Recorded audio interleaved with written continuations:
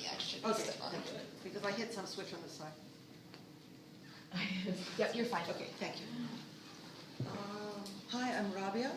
I haven't said very much during the course of our gathering, but I've been listening very intently, and I'm just delighted at the energy and the good spirit that there is in this place.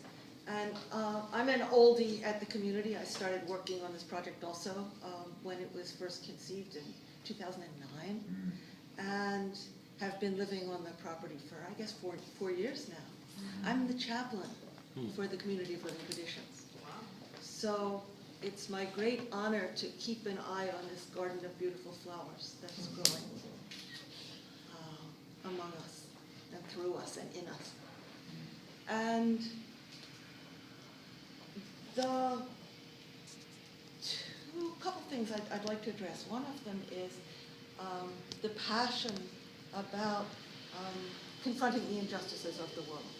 This is very real. Can you speak up a bit? Can you speak Sure. up a bit? The passion about confronting the injustices of the world is something that has moved many of our members. And that is, I think, part of the magnetic force that draws us together and makes us want to engage with each other so that we don't continue replicating the situation. Right? Because we all, if we've been at this game long enough, have encountered the cycle of violence, or we might call it the cycle of oppression, where the one who was the underdog then becomes the top dog, and it just goes around and around and around. We don't want to do that anymore. So if you don't want to do that anymore, you have to work at developing a new way of living in which you are not comfortable being either the oppressor or the oppressed. You don't want either position. You won't accept either position. That's very new. And if you make that decision, you're going to enter new territory that you don't know what you're going to see from day to day, or how your heart is going to react. So we make a lot of mistakes. But what's nice about coming together intentionally in this way is there's room to recover from our mistakes. And I love what Kitty says about you can walk away, but you've got to come back. To me, this is the key.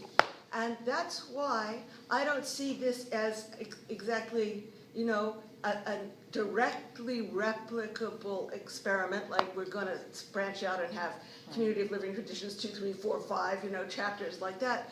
But it's a kind of model for what people need to figure out for the planet. Because we can't walk away from the planet, right?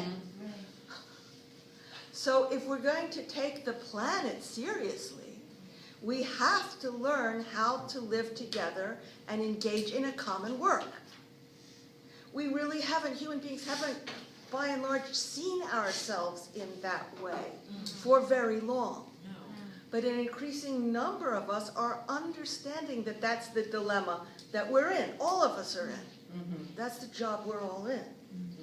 And so I see us as a sense, in a sense, as one of many alchemical experiments presently underway about solving the fundamental problem of the planet.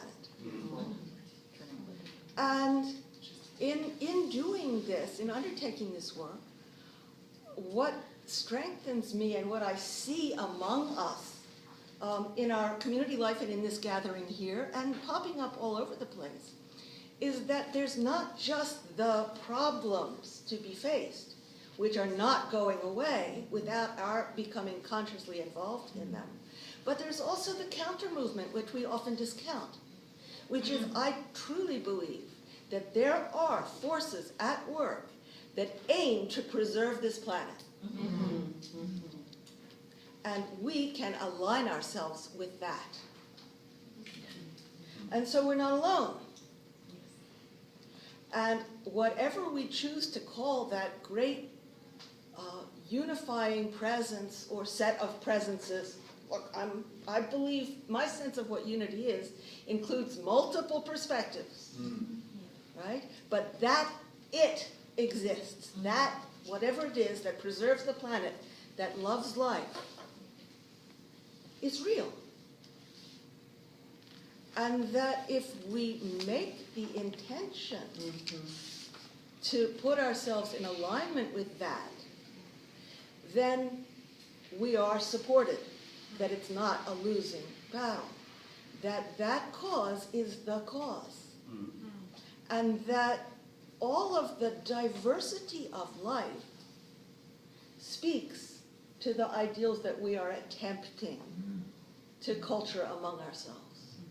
That what it is just to see that this is how the planet functions, and we are invited to be part of it.